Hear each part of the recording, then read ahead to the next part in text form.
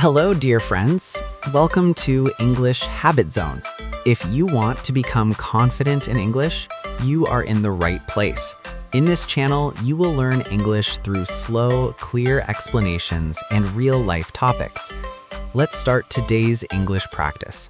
Today, we are tackling a monster. A monster, yeah. And I mean that in the absolute best way possible. We are opening up a book that has, I'm sure, been on your to-read list for years. Or you read it like a decade ago. Right. And it's time for a massive refresh. We are talking about Rich Dad, Poor Dad by Robert T. Kiyosaki. It is such a classic. And it's one of those books that absolutely, it just divides the room. Oh, completely. Some people treat it like it's a financial Bible, and then others criticize it for being, way too simple. Oversimplifying things, yeah? But no matter where you stand on it, you really can't deny the impact this book has had. It fundamentally changed how millions of people talk about money, the whole vernacular. Absolutely. And what I realized diving back into this is that it's not really a finance book. I mean, it is, of course, but it's not a how-to-budget guide. It's not going to teach you how to use a spreadsheet. It's more of a philosophical treatise. Yes. It's about a total mindset shift. That is the perfect way to frame it. It's a study in contrast. The entire book is built around this central narrative, this device of the two fathers. It's like a fable. It is. It's almost a fable. You have the biological father, who Kiyosaki calls Poor Dad. Right. And Poor Dad. Right. He isn't a slouch. He's not what we typically picture when we hear the word poor. Not at all. This guy is highly educated. He holds a PhD. He's a government official. He's the guy who did everything right. Exactly. This straight-A student. He studied hard, got the good grades, got the secure government job. But the book tells us he struggled with money his whole life and actually left debt behind when he died.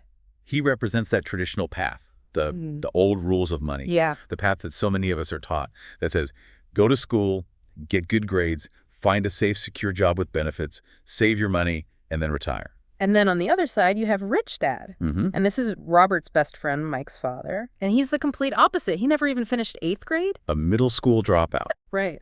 But he becomes one of the richest men in Hawaii. Because he's playing by a completely different set of rules. Precisely. And that's really our mission for this deep dive. We want to try and unlearn those old rules, the ones that say, study hard, get a job, save money, and really explore the new rules that Rich Dad teaches. The rules about making money work for you. Exactly. And if you are listening to this and you feel like, I've done everything right, you got the degree, you have the job, but you still feel stuck in what Kiyosaki calls the rat race. Which is such a powerful term. It is. Then this deep dive is specifically for you. It's for the learner who feels like the goalposts just keep moving. So let's get into it. Let's start with the origin story. It all starts when Robert is just 9 years old. It's 1956.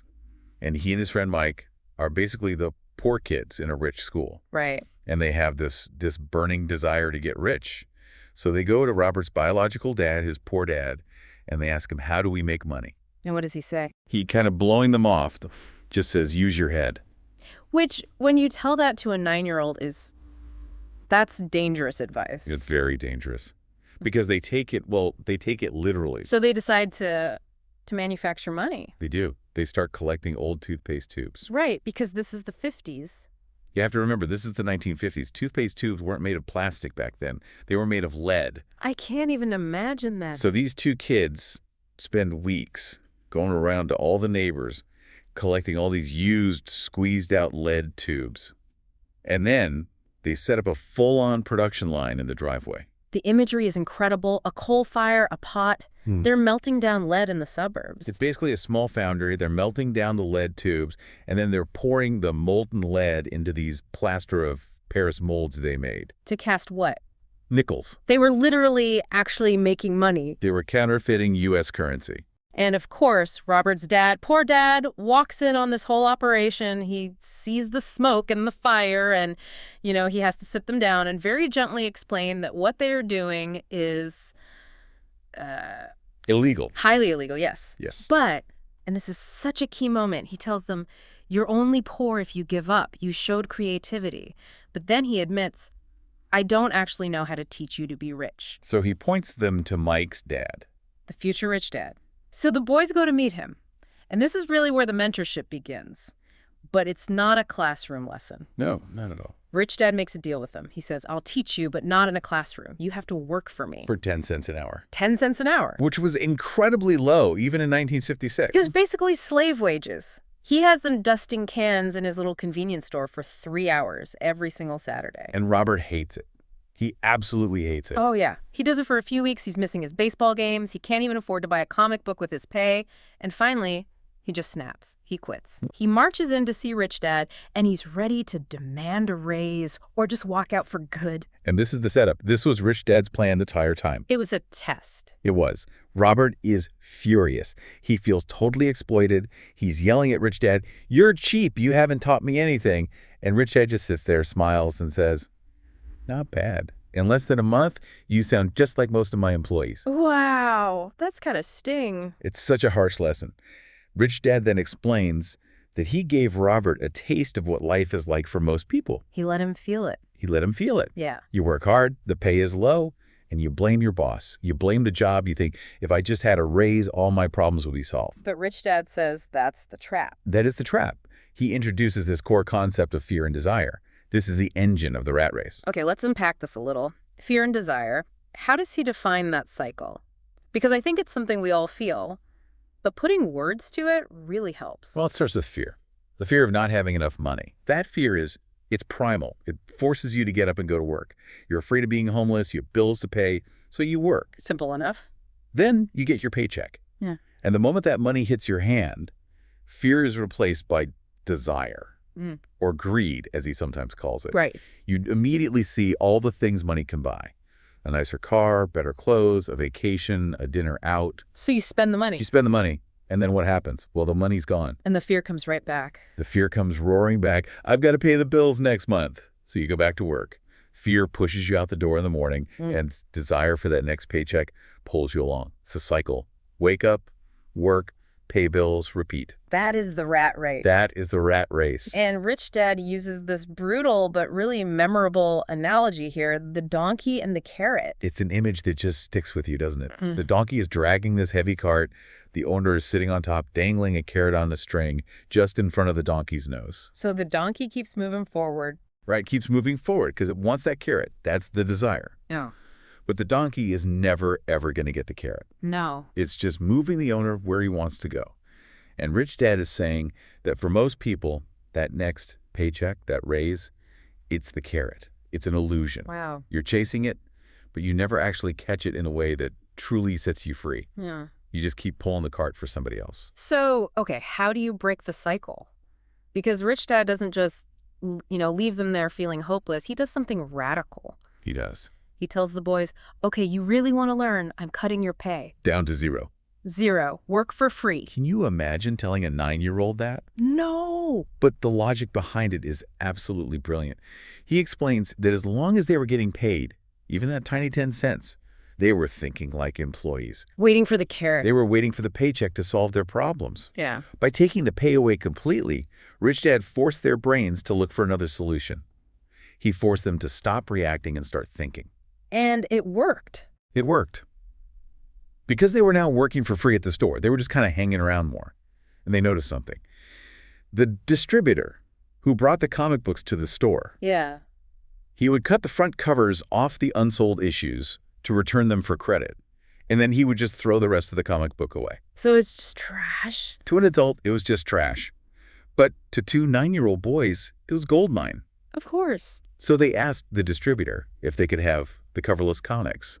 The guy said yes on one condition. You can't resell them. So they couldn't sell them, but he didn't say they couldn't rent them. Exactly. They opened a comic book library in Mike's basement. That's genius. They charged the other neighborhood kids 10 cents admission.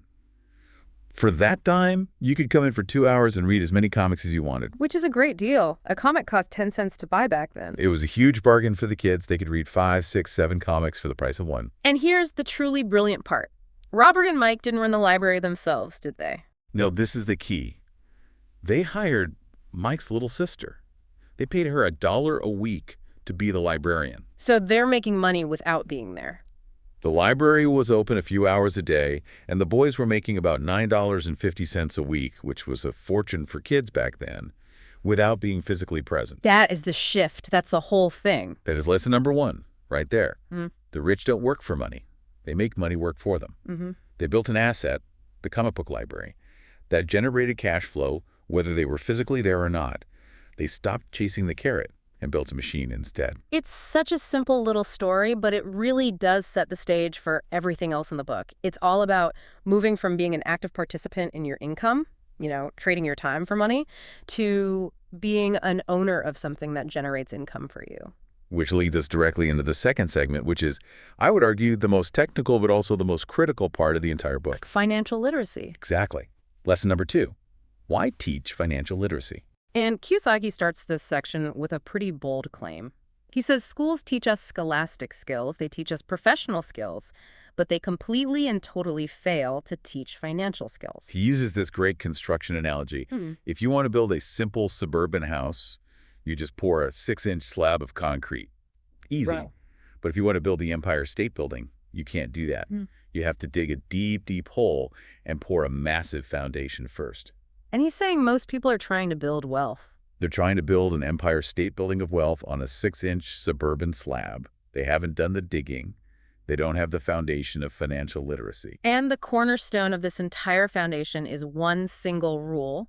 Rich Dad says you must know the difference between an asset and a liability, and then you must buy assets. It sounds almost insultingly simple, doesn't it? It does. Of course I know what an asset is. Right. But Kiyosaki argues that most people actually don't.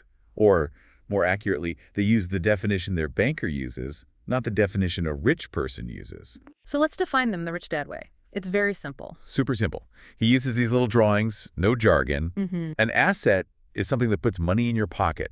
And a liability. A liability is something that takes money out of your pocket. That's it. That is the whole definition. That's it. You forget about appreciation for a second. You forget about net worth.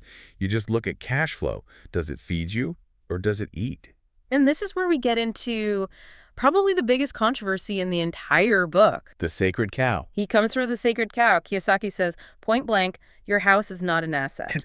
And you can just hear the listeners gasping right now. This challenges the very core of the American dream. It really does. We are all taught that our home is our biggest investment, our biggest asset. But you just have to apply the Rich Dad definition. Does your primary residence put money in your pocket every month? No, of course not. You're paying the mortgage. You're paying the mortgage. And even after you finally pay off the mortgage, you're still paying property taxes. Forever. You pay insurance. You pay for the new roof when it inevitably leaks. You pay for the water heater that breaks. Money is constantly flowing out. Therefore, by his definition, it's a liability. But wait, I can hear people saying, but it goes up in value. It appreciates. That's how I build wealth. And Kiyosaki acknowledges that, for sure. But he argues that's speculation, not cash flow. And while all of your money is tied up in that house, that equity, it's not working for you somewhere else. The opportunity cost. He talks a lot about the opportunity cost. If you dump all your savings into a down payment for a bigger and bigger house, you aren't putting that cash into stocks or rental properties or businesses that could be generating income for you right now. You're essentially working your whole life to pay for the house you live in. It's a profound mindset shift. He's not saying don't ever buy a house. Not at all. He's just saying don't call it an asset if it's draining your cash every month. Exactly. And he uses these really simple visual diagrams of cash flow patterns to show the difference between the classes. And it's just so stark when you look at it. Okay, let's try to visualize this for the listener. Picture the cash flow of a poor person. It's a straight line. Income comes in from a job, and it goes straight out to expenses. Rent, food, transportation, clothes, in, out. It's just survival. Okay. Now the middle class, this is where it gets interesting. This is where the trap is.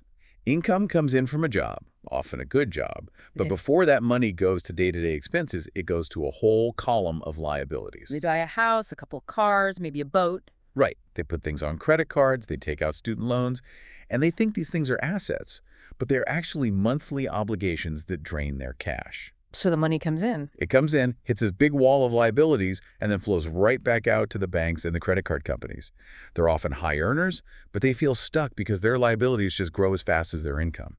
And they're rich. How does their pattern look? It's a totally different diagram. They have an asset column that is robust. It's full of stocks, bonds, income-producing real estate, intellectual property, Right. and the money flows from these assets into their income column. They don't just have income from a job. They have a whole army of dollars working for them, 24/7. And then, and this is the magic move, they take that income. And they buy more assets. Yeah. It's a self-perpetuating cycle. It just snowballs. So the goal isn't just get a high-paying job. No, because a high-paying job just makes you a highly paid employee. Yeah. You're still trading your time for money. The goal is what he calls wealth. And he actually borrows the definition from the inventor Buckminster Fuller here. Mm-hmm. Wealth isn't a dollar amount. It's not about being a millionaire. It's survivability. I loved the question he poses. If you stopped working today, right now, how long could you survive?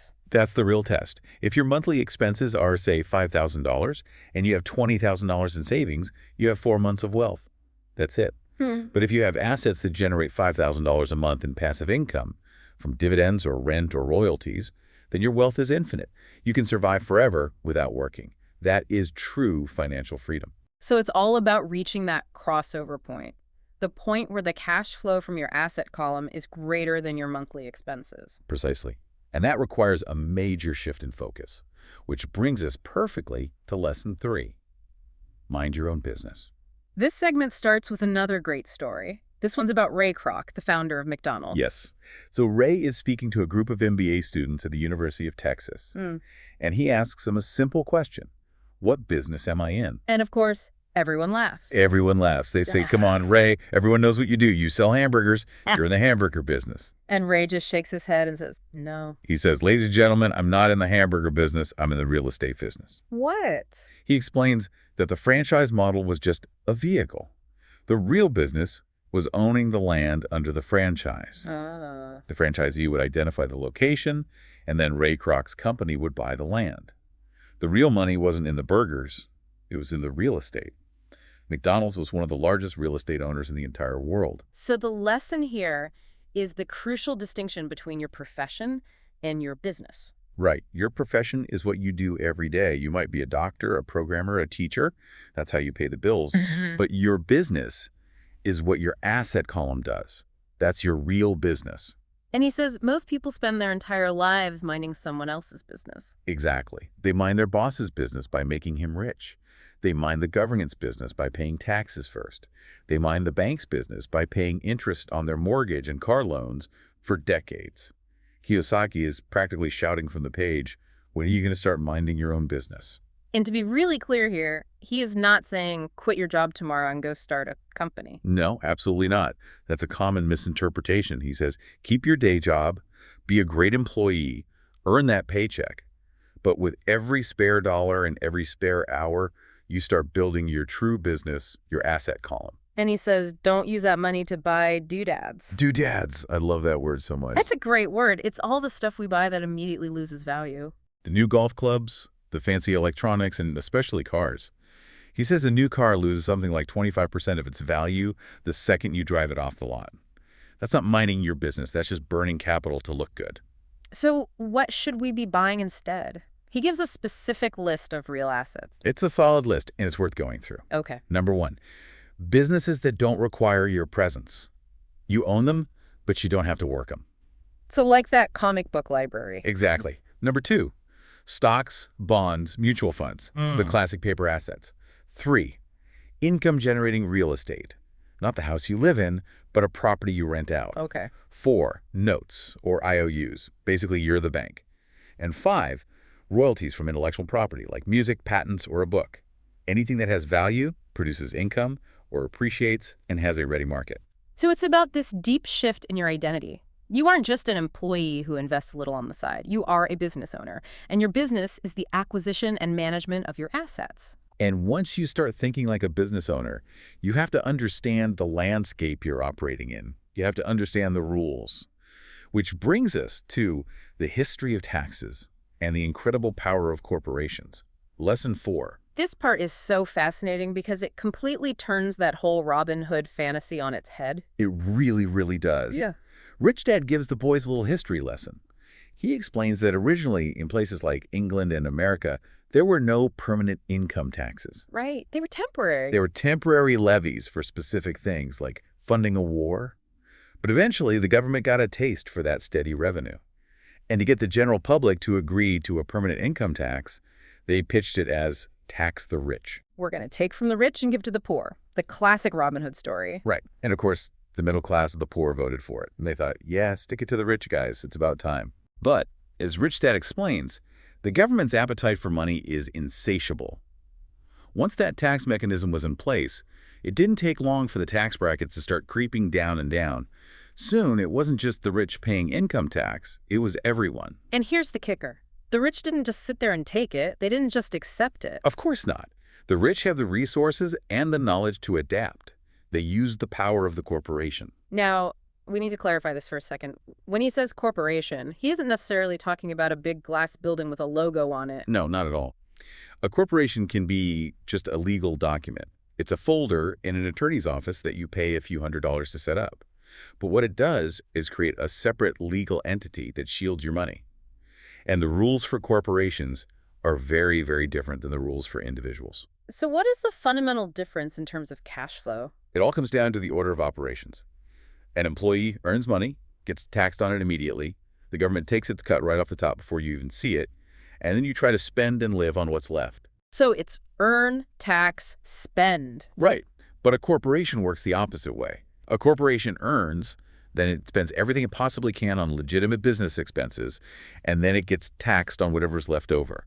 Earn, spend, tax. That simple change in sequence is a massive, massive advantage. It's huge, because what counts as a business expense? Well, Rich Dad gives examples. Things like car payments, health club memberships, even vacations disguised as board meetings in Hawaii.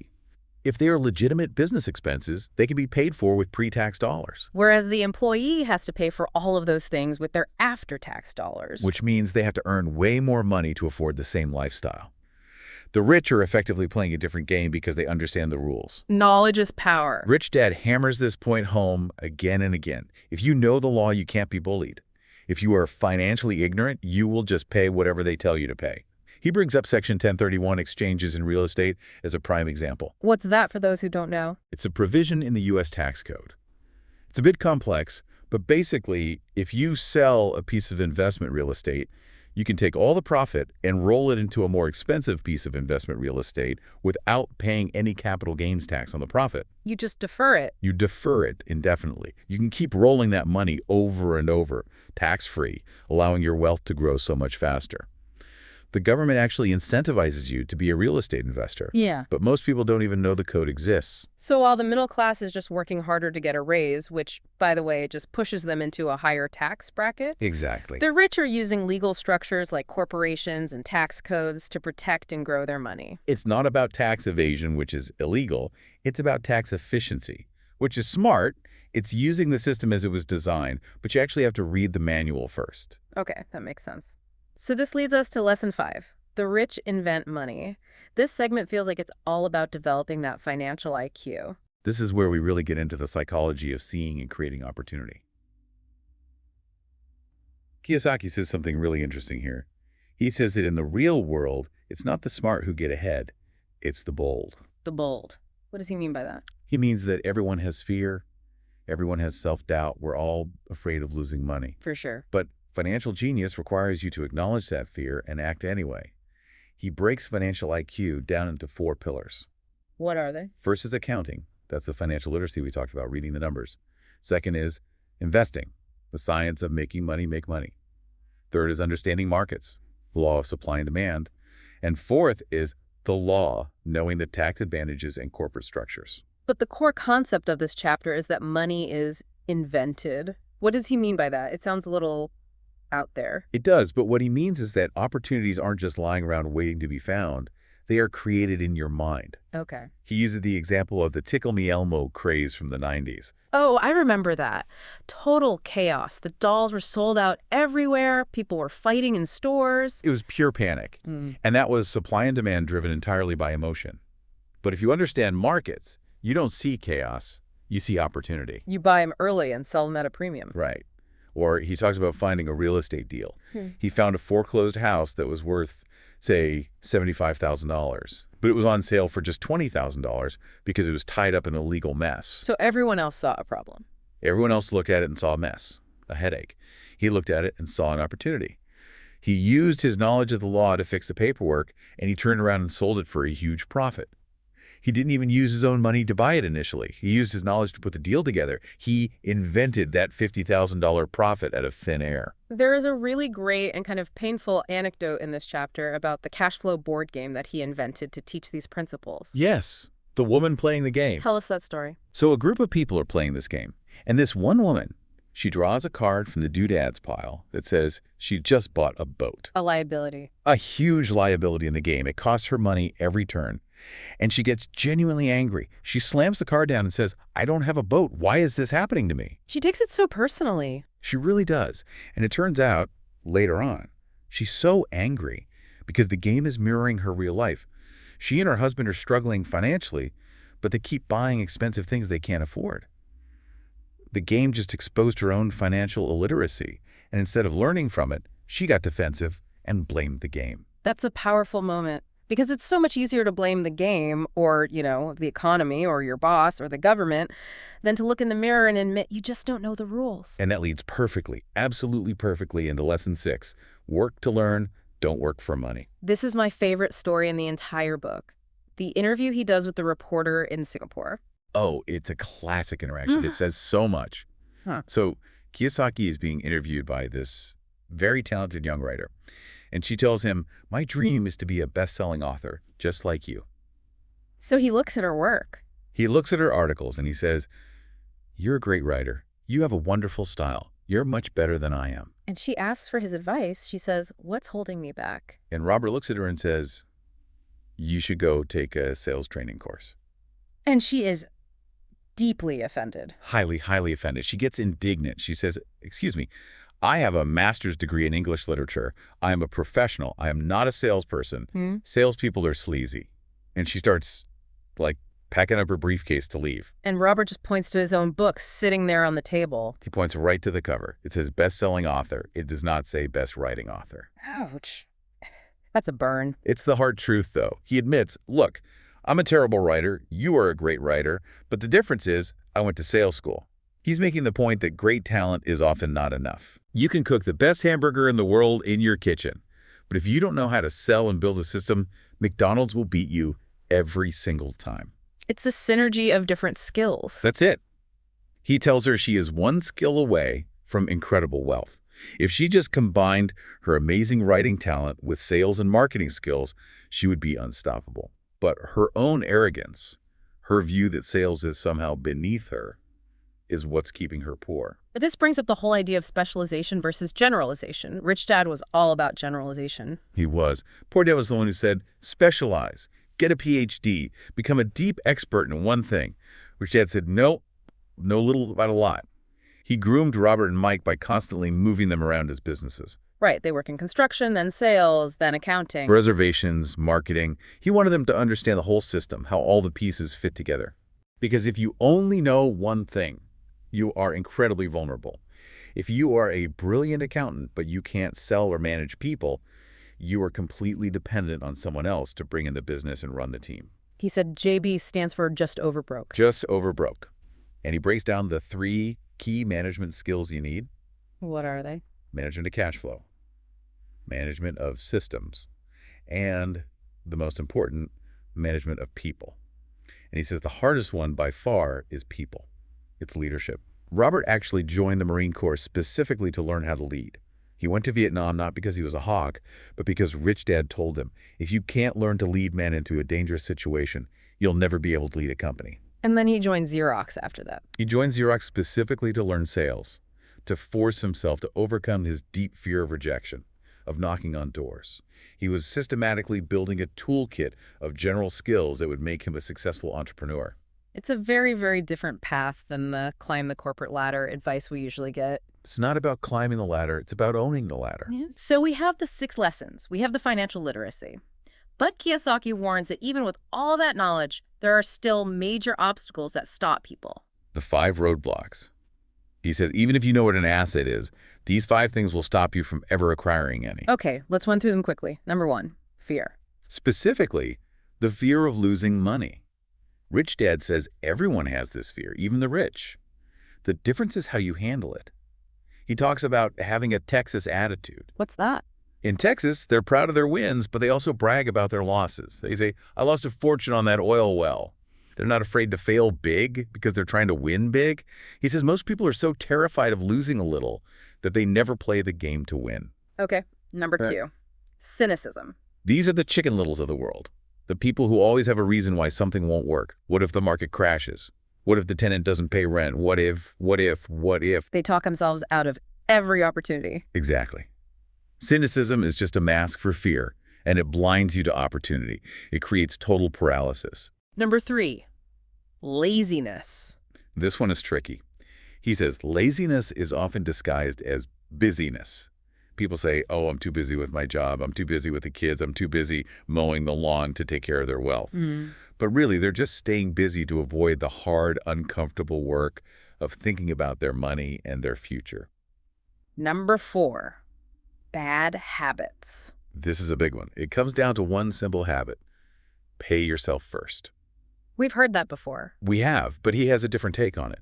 Most people, if they do it at all, pay their bills first. The mortgage, the car payment, the tax man, and then if there's anything left over, they try to save or invest it. Right. Rich Dad says, do the opposite. Pay yourself first. The day you get paid, you take a chunk of money and you immediately put it into your asset column before you pay a single bill. That sounds incredibly risky. What if you come up short for the bills? That's the entire point. If you pay yourself first and then you realize you're short on cash to pay your creditors, the pressure is on. You'll be forced to hustle to find new sources of income to solve the problem. It creates motivation. It creates intense motivation. If you pay yourself last and there's nothing left, you just shrug and say, oh, well, maybe next month. There's absolutely no pressure to grow. That is intense. And finally, number 5, arrogance. Arrogance is the ego. It's thinking that what you don't know doesn't matter. He says every single time he has been arrogant about an investment, he has lost money. Because when you're arrogant, you believe you already know everything, so you stop learning. And in the world of money, when you stop learning, you start losing. It really is a complete philosophy. It covers the technical side, the psychological side, and the behavioral habits. It is. And as we start to wrap this up, I think it's just so important to synthesize what this deep dive is really about. It all comes back to that core contrast. Poor dad versus rich dad. Poor dad says, play it safe, study hard, work for money. And most importantly, he says, I can't afford it. And that statement just shuts down the brain. It's a period at the end of a sentence. It's an answer. Your brain stops working. And rich dad. Rich Dad says, take calculated risks, learn how money actually works, and make money work for you. And he never says, I can't afford it. He asks, how can I afford it? Which is a question. It's a question mark. Yeah. It opens the brain. Yeah. It forces you to think, to create, to find a solution. It's the fundamental difference between a life of reaction and a life of creation. Exactly. So for everyone listening, here is the final provocative thought to take with you today. Go back to that powerful image of the donkey and the carrot. We are all the donkey sometimes. We all have that fear and we all have that desire. But ask yourself honestly, are you just chasing the illusion of the next paycheck? Are you just pulling the cart for someone else to get by? Or are you actively building a machine, an asset column, that will eventually remove the need for the carrot entirely? And here's a practical challenge, a real-world thing you can do. Yeah. Go pull up your bank statement or your credit card statement from last month. And don't look at it as math. Look at it as a story. A story. It tells the story of your habits and your priorities. It's a record of your past decisions. Are you buying assets that feed you? Or are you buying liabilities and doodads that eat? The numbers don't lie. A very sobering thought, but also an incredibly empowering one. Thank you for joining us on this deep dive into Rich Dad, Poor Dad. We will see you next time. Keep learning.